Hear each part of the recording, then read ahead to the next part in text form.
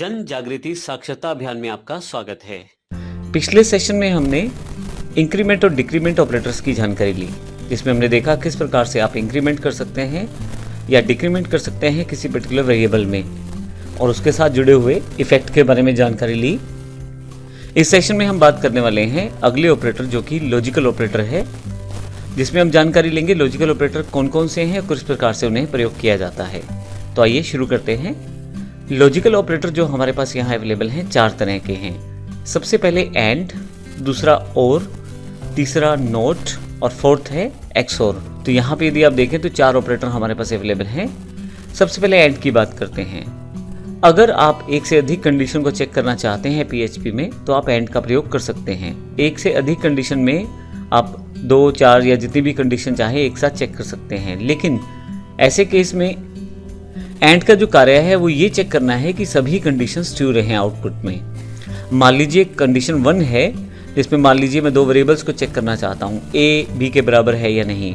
तो ऐसे केस में अगर ये कंडीशन ट्रू रहती है और दूसरी कंडीशन भी ट्रू रहती है, मान लीजिए C D के बराबर है या नहीं, और इसके अलावा कोई कंडीशन है वो भी ट्रू रहती है अगर, तो जाकर मेरे पास आउटपुट ट्रू आएगा। एंड के केस में जितनी भी कंडीशन आप लगाएंगे, अगर सब आउटपुट में ट्रू रहती हैं तो ही आउटपुट ट्रू रहेगा, अन्यथा कोई एक ठीक होने के केस में या दोनों गलत होने के केस में आपके पास आउटपुट फॉल्स रहेगा।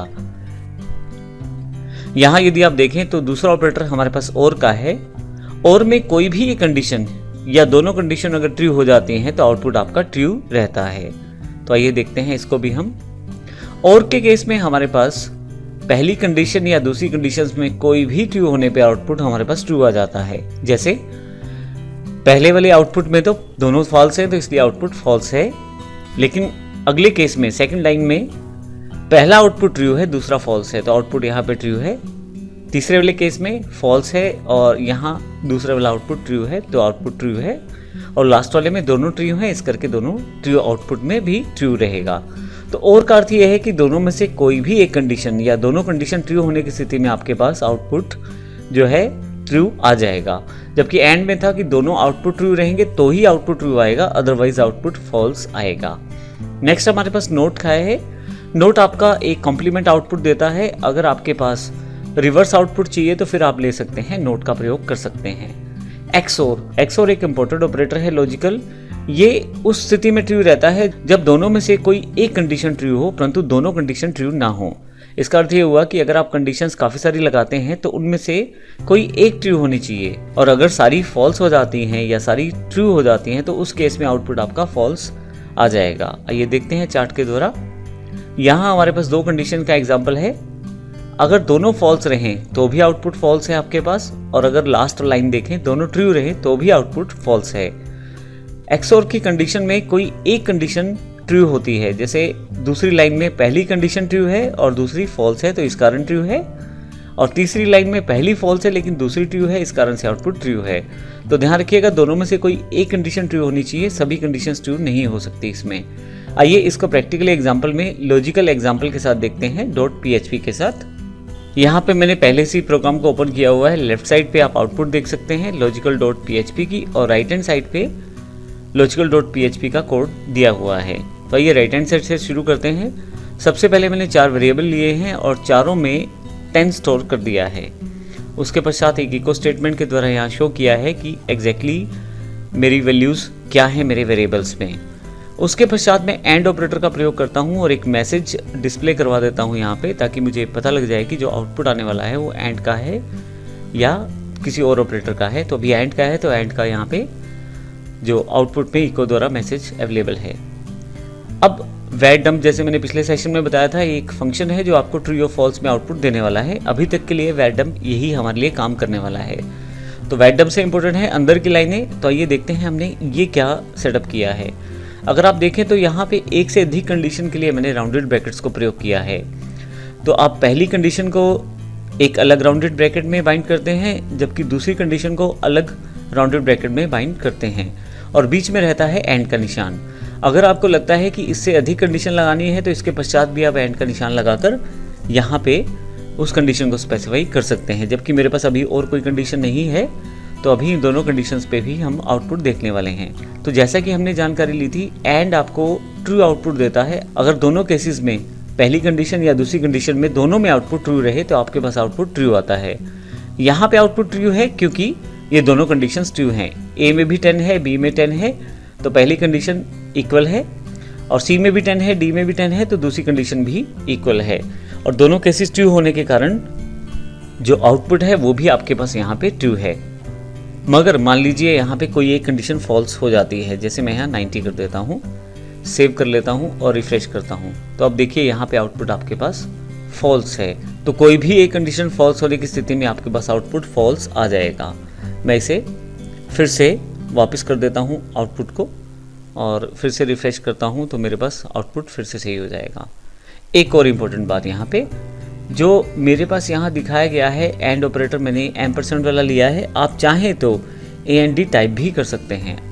और मैं इसे सेव करके आपको दिखा देता हूँ, आउटपुट बिल्कुल सेम रहने वाला है। तो ऑपरेटर में चाहे आप AND लिख के टाइप कर ले या एंड% का ऑपरेटर का प्रयोग कर ले, दोनों में आउटपुट सेम रहने वाला है।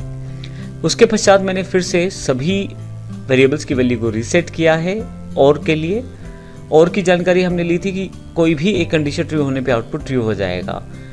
तो यहाँ पे पहली कंडीशन भी ट्रू है, दूसरी भी ट्रू है, तो आउटपुट आपके पास यहाँ पे ट्रू है। अब मान लीजिए यहाँ मैं सी में फिर से 90 कर देता हूँ और इसे सेव कर लेता हूँ, रिफ्रेश करता हूँ यहाँ से, फिर भी ट्रू है क्योंकि पहली कंडीशन ट्रू है, दूसरी फॉल्स है लेकिन पहली ट्रू है। तो ध्यान रखिएगा, दोनों में से कोई भी एक कंडीशन ट्रू रहने पर आउटपुट आपके पास ट्रू आ जाएगा। मैंने फिर से सेव कर दिया है इसे। नेक्स्ट मेरे पास नॉट ऑपरेटर है। इसके लिए मैंने दो वेरिएबल लिए हैं, ए और बी, और वेरिएबल टर्म में मैंने इन दोनों की इक्वालिटी चेक की है। लेकिन अगर इसके साथ मैं बाहर की तरफ नोट लगा दूं तो इसका अर्थ ये रहेगा कि अगर ए बी बराबर हुए तो आउटपुट फॉल्स आना चाहिए। अब फॉल्स, वैसे तो ए बी बराबर आने पे आउटपुट ट्रू आ रहा था, तो फॉल्स क्यों आना चाहिए? क्योंकि हमने नोट ऑपरेटर का प्रयोग किया है इस आउटपुट से पहले। तो नोट ऑपरेटर ये जानकारी देता है जो आउटपुट आई है उसका रिवर्स आउटपुट दिखाया जाए। तो ए और बी जो हैं वो ट्रू आउटपुट देते हैं, तो नोट लगाने की वजह से आपके पास यहाँ फॉल्स हो जाएगा। तो इक्वल ऑपरेटर के बिल्कुल रिवर्स केस है, अगर ए बी बराबर होते हैं तो आउटपुट फॉल्स आएगी क्योंकि हमने नोट ऑपरेटर का प्रयोग किया है। तो बिल्कुल आप यहाँ पे फॉल्स देख पा रहे हैं। और अगर यहाँ पे मैं वैल्यूज़ को रीसेट कर दूँ और फिर से रिफ्रेश करूँ तो देखिए यहाँ पे केस उलट हो जाएगा। अगर इन दोनों की वैल्यू सेम नहीं है तो आउटपुट फॉल्स आना चाहिए, लेकिन नोट ऑपरेटर की वजह से यहाँ पे आउटपुट फॉल्स को ट्रू कर दिया जाता है, तो इस कारण से यहाँ पे ट्रू आउटपुट रहती है। तो नोट ऑपरेटर का प्रयोग करते समय ध्यान दें, जो आउटपुट आप एक्सपेक्ट कर रहे हैं नोट के द्वारा उसे नेगेटिव में यानी कि कॉम्प्लीमेंट में यानी कि रिवर्स आउटपुट में कन्वर्ट कर दिया जाता है। फाइनली सबसे नीचे है XOR, एक्सक्लूसिव OR का ऑपरेटर। यहाँ फिर से मैंने वैल्यूज़ को रीसेट किया है और सबसे पहले मैंने ए और बी को और फिर सी और डी को एक्सक्लूसिव OR के साथ कंडीशन में चेक किया है। अब यहाँ इंपॉर्टेंट पॉइंट ये है कि पहली कंडीशन में या दूसरी कंडीशन में कोई भी एक ठीक होगी तो आपके पास आउटपुट ट्रू आएगा। अगर दोनों सही रही या दोनों फॉल्स हुई, दोनों ट्रू आई या दोनों फॉल्स आई, तो आपके पास आउटपुट फॉल्स हो जाएगा, जैसा कि इस केस में है। अभी फॉल्स है क्योंकि दोनों कंडीशंस जो है वो ट्रू आउटपुट दे रही हैं, और दोनों ट्रू आने के केस में आपके पास XOR जो है आउटपुट फॉल्स देता है। अगर इन दोनों में से कोई भी एक ट्रू रहेगी, मैं सेव कर देता हूँ चेंज करके बी को, तो आप देखिएगा आउटपुट यहाँ ट्रू हो जाएगा। तो इस तरह से आप देख सकते हैं कि XOR जो है जब तक आपके पास दोनों में ट्रू या दोनों में फॉल्स रहता है तो आउटपुट फॉल्स देता है, लेकिन किसी एक में ट्रू रहने पर आउटपुट आपको ट्रू देता है। तो ये XOR ऑपरेटर है। तो इस तरह से हमने इस सेशन में सभी लॉजिकल ऑपरेटर्स की जानकारी ली, जिसमें हमने एंड, और, नोट और एक्सक्लूसिव OR की जानकारी ली। तो इस तरह से हमने सभी ऑपरेटर्स को कंप्लीट किया पूरी सीरीज में, arithmetic operators, assignment operators, relational, increment, decrement और लॉजिकल ऑपरेटर। अगले सेशन से हम कंट्रोल स्ट्रक्चर्स की जानकारी लेंगे जो PHP में एक इम्पोर्टेंट रोल प्ले करते हैं, और कंट्रोल स्ट्रक्चर में हम इफ एल्स और स्विच की जानकारी लेने वाले हैं। उसके पश्चात लूप्स की जानकारी भी हम लेने वाले हैं। धन्यवाद।